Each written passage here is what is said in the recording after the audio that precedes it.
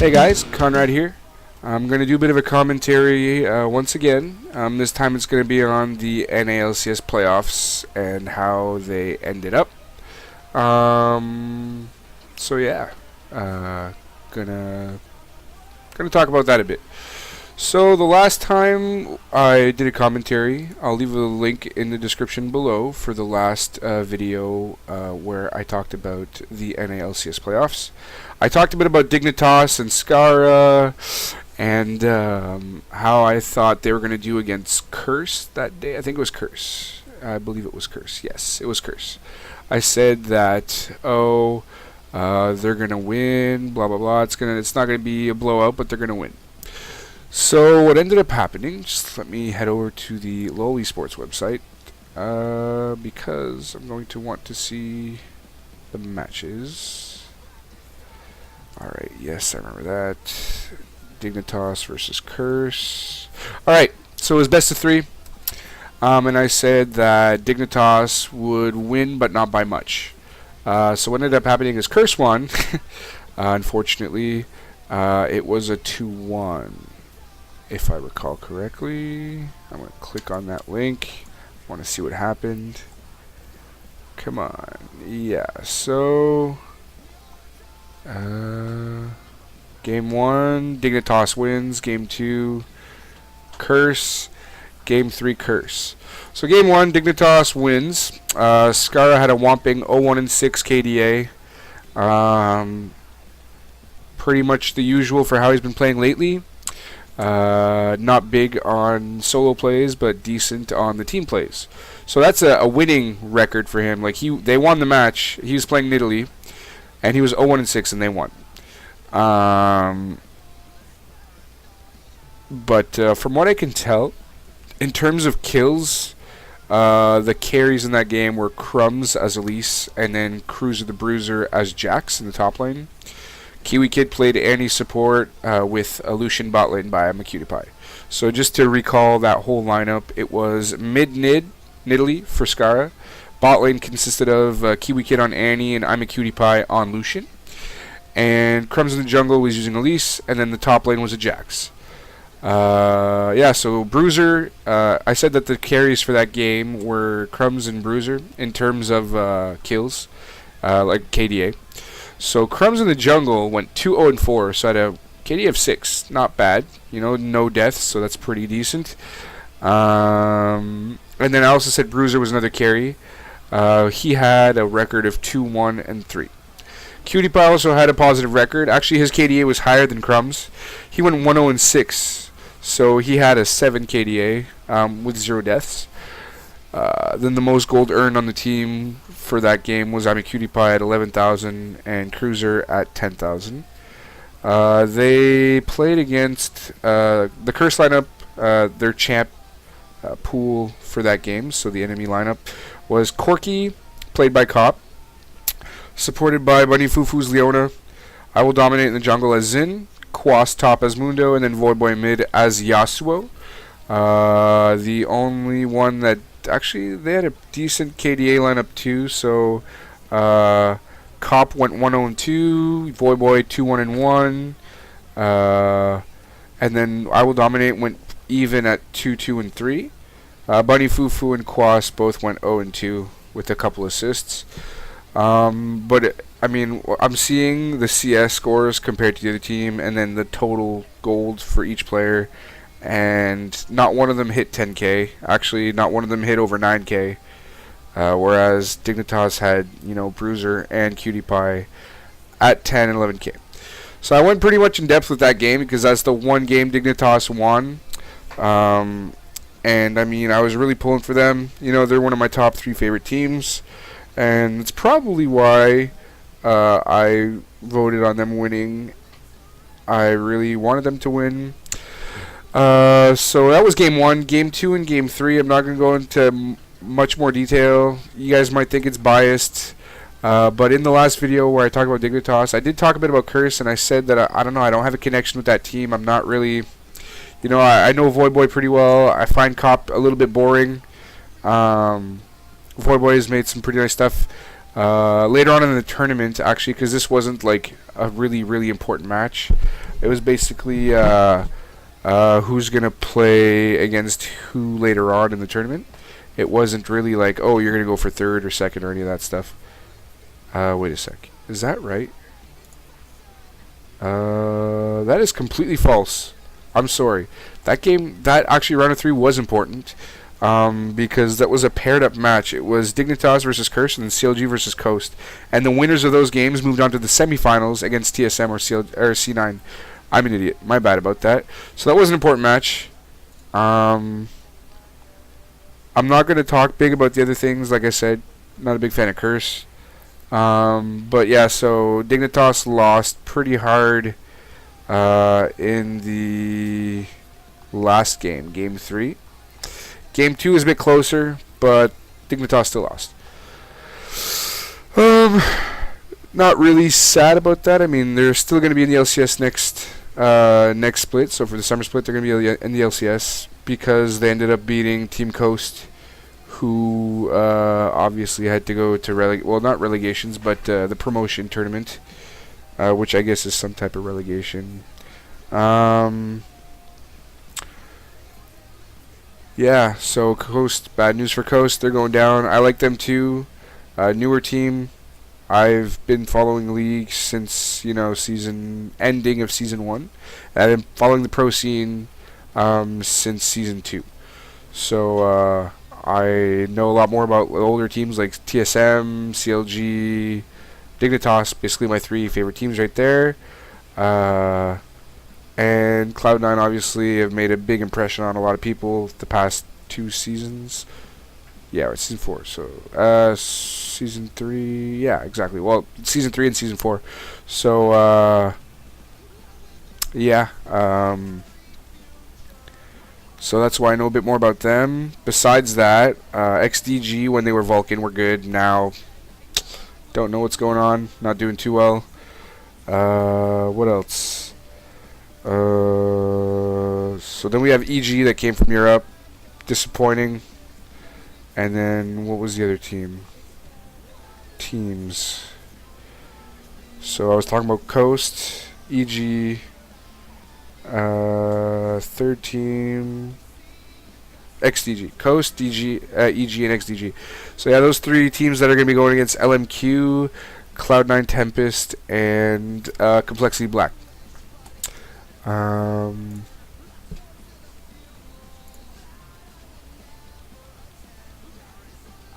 Yep. So we're gonna move on to the semifinals. Dignitas, if I'm correct, was then paired up against Team Coast. So the loser of CLG versus Coast and the loser of Curse versus Dignitas would have to play to see who stays in the LCS for the next split and then who gets stuck going to the promotion tournament. Dignitas won, so they didn't really place in a position that would gain them any big advantages besides staying in the LCS. So they got to keep their spot. Team Coast, like I said, just being repetitive. So CLG and Curse move on to semifinals. Cloud9 gets Curse and TSM gets CLG. So the big TSM CLG rivalry. I'm going to talk about that one first because I watched that one all the way through. I watched every game in that one. And let me tell you, it was pretty cool. So game 1 might be surprising. I wasn't surprised because of how CLG was playing this season. CLG wins game 1. Link 5-1-5, so a 10 KDA. Double Lift 3-0-6. He gets a 9 KDA. Afro Moo 0-0-10. He played phenomenal in that whole series. Nien 1-0-7. The only players to die in that game. Link had 1 death, but he had 5 kills and 5 assists. And then Dexter went 4-2-5. So they had 3 total deaths. And they had racked up... How many kills? They had racked up 4, 5, 8, 13. 13 kills, 3 deaths. That was CLG's KDA for that match. TSM pretty much threw pretty hard that game. Bjergsen, the only one not die that game. He went 1-0-2. Oddwin went even, and the other 3 all had 0 kills with at least 3 deaths. So that was game 1. CLG played really hard, did good. Then game 2, pretty controversial in the fact that CLG was winning for a long, long time, And then Thresh X Special got a hook, and that turned the whole game around. TSM would come back to win. Really close match though, but TSM, because I don't know, that one hook just changed everything. And later on in an interview, I really want to remember who it was that was doing the interview. I believe it was Afromoo and I want to say Travis from ongamers.net. He was interviewing him. I believe it was him that was doing the interview. And Afromoo was just saying people weren't listening. Everyone was just farming, not doing anything. Instead of, turning advantages into objective kills and all that stuff, he was saying no one was talking. And no one was doing anything besides farming. And obviously, when you're a little bit demoralized, it's not always easy to come back. So CLG lost game 2, and then obviously it's even harder to come back after that. So CLG would lose game 3. TSM would have a dominating victory. Wild Turtle in the third final match went 4-1-5. Bjergsen 3-1-2, and Odd One with 0 deaths 3-0-5. Oh, and Dyrus, holy crap, Dyrus 4-1-8. So he had a 12 KDA that match. Pretty strong for those guys. So TSM goes to the finals, and I'm pretty sure between Curse and Cloud9, I don't even have to go into details. Cloud9 definitely won that. No comparison there. So Cloud9 TSM in the finals, just like last year.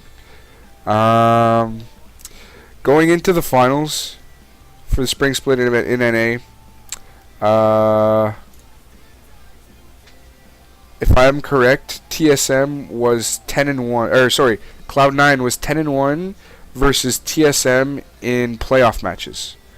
So they had only given up one match, like one game. So yeah, it was going to be a tough match for TSM, which it ended up being a really brutal best of 5. But yeah, 3 games. Cloud9 won in 3 games. They did really good in all 3 games, and TSM didn't really do much in all 3 games. I'm looking at the KDAs right now. It's pretty sad. Like, for example, game 1, TSM had 1 kill and had racked up 7, 13, 16, 18 deaths with 1 kill, game 1. Okay? So the only kill was to Wild Turtle. Whereas Cloud9 had racked up 1 death and had racked up 7. Hold on a second. 18 kills. Yeah, so it's 18-1. 18 kills, 1 death, and then obviously TSM 18 deaths, 1 kill. Pretty much a stomp. I don't have to really talk about dragons or barons or any of that, because obviously at this level, kills lead to objectives. So you eliminate players off the map, which creates pressure and threat to the other team. And then you can go around and get a dragon, a tower, or a baron. So obviously if they have 18 kills and 1 death, chances are they were able to turn that into big advantages. Game 2, Sneaky went a whomping 10-0-7, and High went 3-0-13. Meteos 4-0-10. Again, just stomp, just another stomp. TSM had 4 kills this time, but racked up 11, 15, 17, 21 deaths. So 4 and 21. So Cloud9 got 21 kills and 4 deaths. Again, pretty much useless to talk any much more about that. Game 3, same story. I mean, Cloud9 is just so much stronger than everyone. TSM did really good this season for the spring split, but they weren't playing Cloud9 every game. You know, they were playing other teams. I don't want to say that are worse, because I think other teams are good in their own aspects compared to Cloud9. You know, like everyone talks about Cloud9. Oh, mechanically they're not that good. I've been on the Cloud9 hate train for a long time, just because I think it sucks for the teams that have been there since like Season 1 that have been good, for just some brand new random team that comes into Season 3 and just destroys everyone. Like, they literally destroyed everybody, and not just a little bit. Like, they just kicked ass when they came into the LCS. And I think the only team that had gotten wins against them were like, at that time it was Team Vulcan and CLG, and they are still winning all the NA things, you know. So it's pretty crazy. And so they're going to All Stars since they won. They're going to the All Star event, and then the 2 top rated players from NA were going to go as well. That ended up being Doublelift and Bjergsen. I'd have to check on that for sure. But community leagues All Star. Pretty sure. News. Voting results.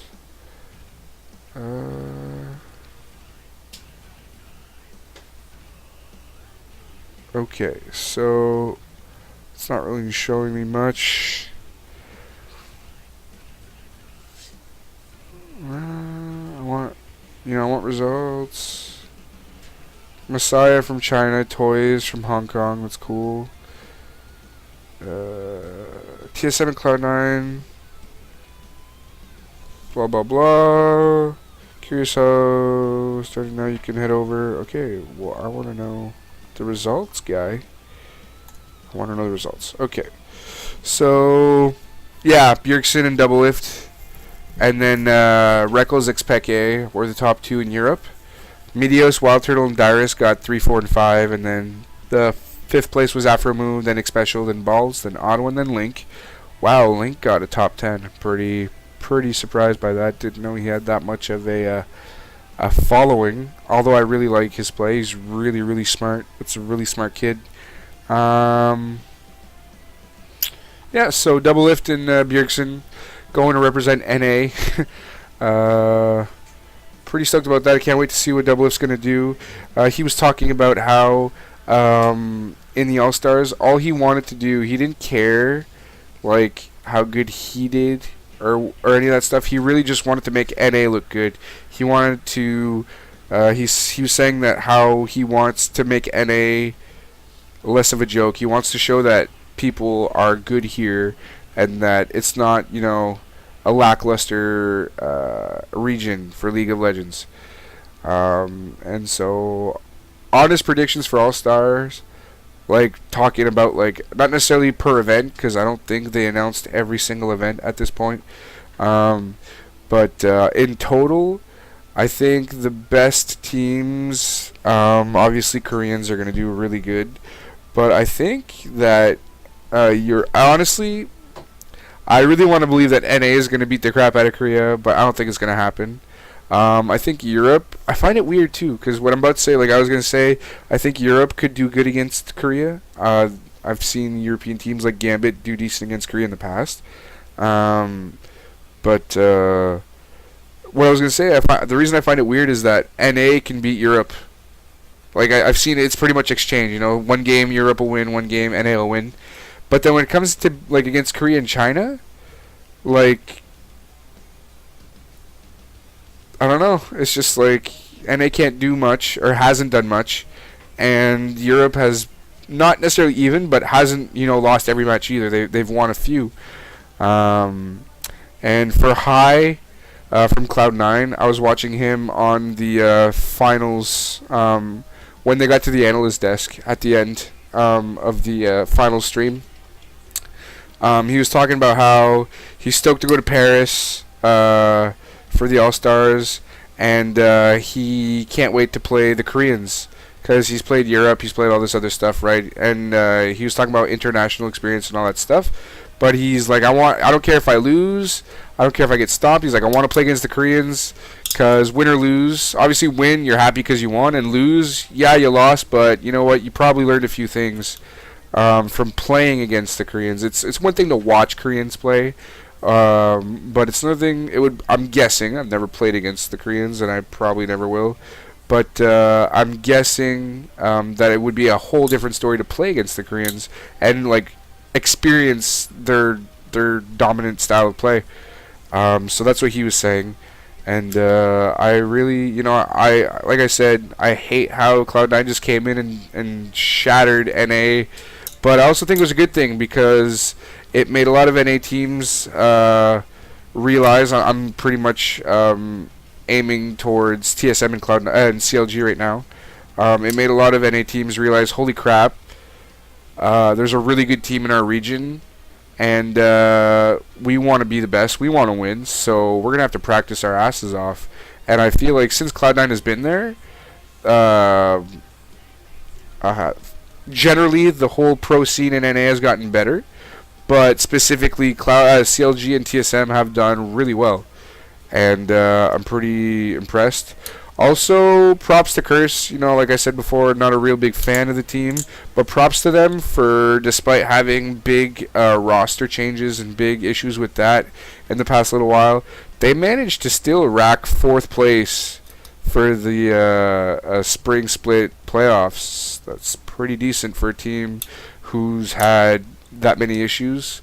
Role swaps. You know, Voyboy is obviously, you know, he was top.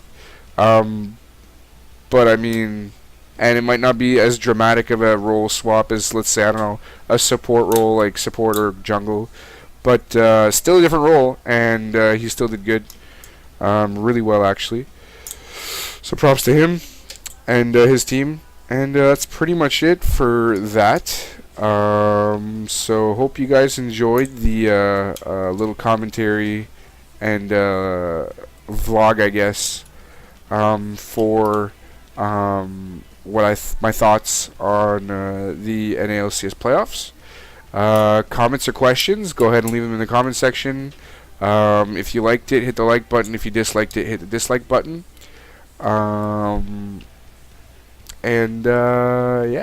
subscribe, hit that subscribe button. So far I think I got 4. Pretty happy about that. Better than 0. But I'm going to try to stick out content as much as I can. Stuff that could be either educational or just fun for you guys. Yeah, thanks for the support. And that's pretty much it. Have yourselves a good night, guys. Konrad out. Take care. Hey guys, Konrad here. Don't forget to like or dislike this video, leave some feedback and comments, and please subscribe. I really appreciate it. Also, you can check me out on Facebook and Twitter. The links are in the description below. Thanks for watching.